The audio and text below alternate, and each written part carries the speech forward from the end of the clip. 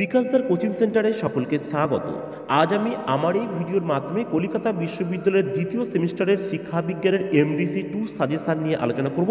এটি কেবলমাত্র এমডিসি ছাত্রছাত্রীদের জন্য, অর্থাৎ যারা অনার্স নিয়েছে, মাইনর পেপার হিসাবে রয়েছে, তাদের জন্য কিন্তু এই সাজেশানটা নয়। সিলেবাস এক হলেও সাজেশান সম্পূর্ণ আলাদা। এই পরীক্ষাটি হবে 19 নভেম্বর, অর্থাৎ সামনে 19 নভেম্বর তোমাদের এমডিসি টু যে পেপার, যারা শিক্ষাবিজ্ঞানকে মেজর পেপার হিসাবে নিয়েছো, কেবলমাত্র এমডিসি কোর্সের বা 3 বছরের যারা স্টুডেন্ট রয়েছে, সেই তাদের জন্যই এইটা করা হয়েছে। এটা কেবলমাত্র এমডিসি টু, অর্থাৎ মাইনর পেপার হিসাবে সিলেবাসের এক থাকলেও কিন্তু সাজেশনটা আলাদা হবে, প্রশ্ন আলাদা হবে। এটা 19 তারিখে পরীক্ষা হবে, ফার্স্ট হাফে পরীক্ষা 19 তারিখের। তো আর আমার কোচিং সেন্টারের হোয়াটসঅ্যাপ নাম্বার হলো 9007387901। এখানে দশম থেকে স্নাতক শ্রেণীর বিভিন্ন বিষয়ের উত্তরের পিডিএফ পাওয়া যায়। এই সাজেশন ভিত্তিক উত্তরের পিডিএফের প্রয়োজন হলেও তোমরা স্ক্রিনে দেওয়া নাম্বারে হোয়াটসঅ্যাপের মাধ্যমে যোগাযোগ করতে পারবে।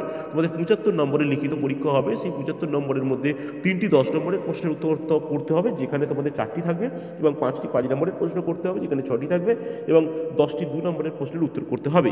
এখানে আমি 8টি গুরুত্বপূর্ণ প্রশ্ন দিয়েছি, যে প্রশ্নগুলি করলে এখান থেকে তোমরা 3টি প্রশ্ন অবশ্যই কমন পেয়ে যাবে। তার মধ্যে কোন কোন প্রশ্নগুলোকে 100% কমন পেয়ে যাবে সেগুলোকেও আমি আলোচনা করে দেবো।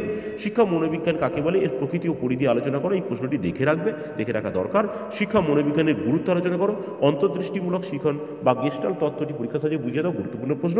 বিস্মৃতি কাকে বলে, বিস্মৃতি কারণগুলি লেখো, খুবই গুরুত্বপূর্ণ প্রশ্ন, তোমাদের করে রাখতে হবে। স্পিয়ারম্যানের দ্বি উপাদান তত্ত্বটি সংক্ষেপে বুঝিয়ে দাও, খুবই গুরুত্বপূর্ণ প্রশ্ন। এবং গিলফোর্ডের ত্রিমাত্রিক বুদ্ধির তত্ত্বটি ব্যাখ্যা করো, এই তত্ত্বের শিক্ষাগত তাৎপর্য ব্যাখ্যা করো।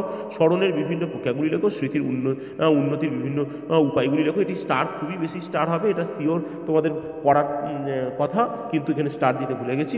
আর সামাজিক বিকাশ বলতে কী বোঝো, এবং ভাইগটস্কির সামাজিক বিকাশ তত্ত্বটি ব্যাখ্যা করো। এই 8টি প্রশ্ন দিয়েছি, এখান থেকেই তোমরা 3টি বড় প্রশ্ন কিন্তু পেয়ে যাবে।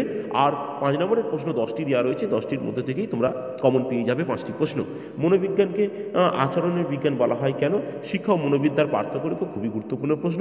শিক্ষা ও মনোবিদ্যাকে ফলিত বিজ্ঞান বলা হয় কেন, এবং প্রাচীন ও সক্রিয় অনুবর্তনের পার্থক্য লেখো। স্মৃতির উন্নতি কীভাবে সম্ভব, খুবই গুরুত্বপূর্ণ প্রশ্ন।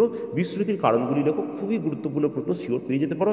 বয়ঃসন্ধি কালকে ঝড়ঝঞ্ঝার কাল বলা হয় কেন, এবং বুদ্ধি অভিজ্ঞার প্রয়োজনীয়তা লেখো। শিক্ষাবিজ্ঞান ও মনোবিজ্ঞানের সম্পর্ক লেখো। আর থর্নডাইকের বুদ্ধির বহু উপাদান তত্ত্বের উল্লেখিত বুদ্ধির বৈশিষ্ট্যগুলি বর্ণনা করো। এই ছিল আজকের ভিডিওটি ভালো লাগলে বন্ধুদেরকে শেয়ার করবে। উত্তরের পিডিএফ প্রয়োজন হলে স্ক্রিনে দেওয়া নাম্বারে হোয়াটসঅ্যাপের মাধ্যমে যোগাযোগ করবে।